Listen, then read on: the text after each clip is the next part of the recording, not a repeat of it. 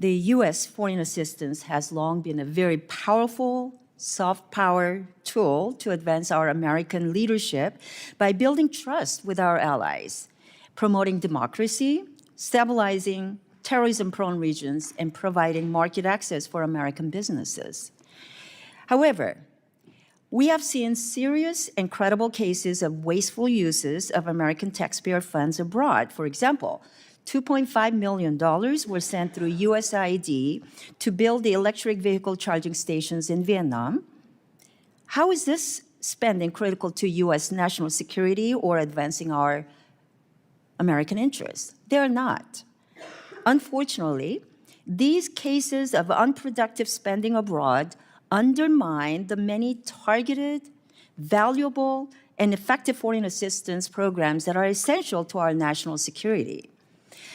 Mr. Yoho, as you know very well, the strategic competition with China and its Belt and Road Initiative is a top priority for the East Asia and the Pacific subcommittee that you once chaired and I now currently chair.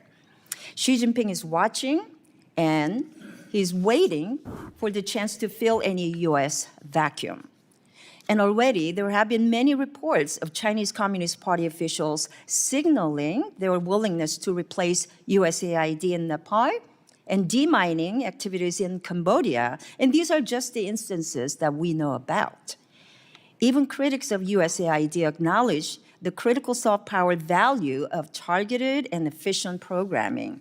So let me ask you, if USAID is fully merged into the State Department, what specific authorities will the State Department's Bureau of East Asia and the Pacific need to effectively implement USAID programs to directly counter CCP's influence in the region, such as training journalists to expose illegal CCP information tactics or strengthening critical infrastructures there? I think the important thing they can do is get it back online as quick as they can and put people, authorize them to get back into the field, the implementers. The State Department can do that, but I don't know if they have the bandwidth or if they have the expertise and the capability.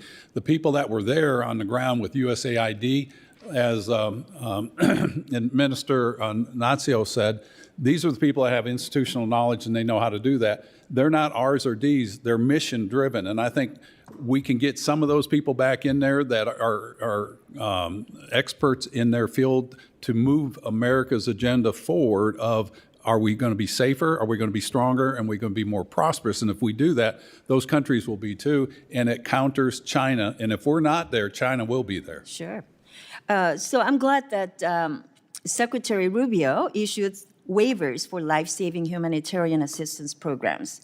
However, I'm also hearing many concerns regarding the lack of clarity on those scope of the waivers and challenges with getting paused programs restarted.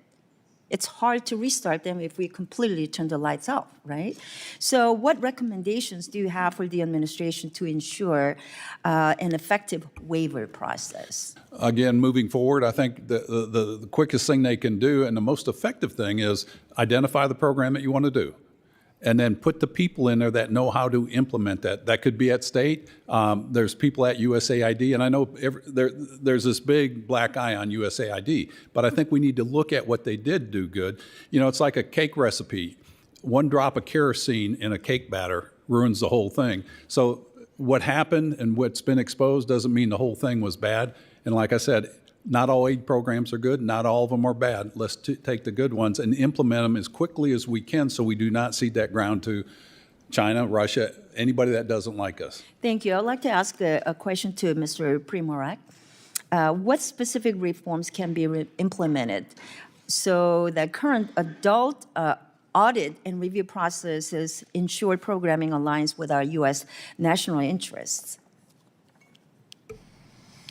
I think transparency is probably the most important. We have various websites where we're supposed to provide information to the American public as to what we're doing in all these different countries, whether it's grants.gov or foreignassistance.gov, but it's not consolidated. And too often, actually probably most of the time, we don't have information as to who are the awardees, who are the sub-awardees.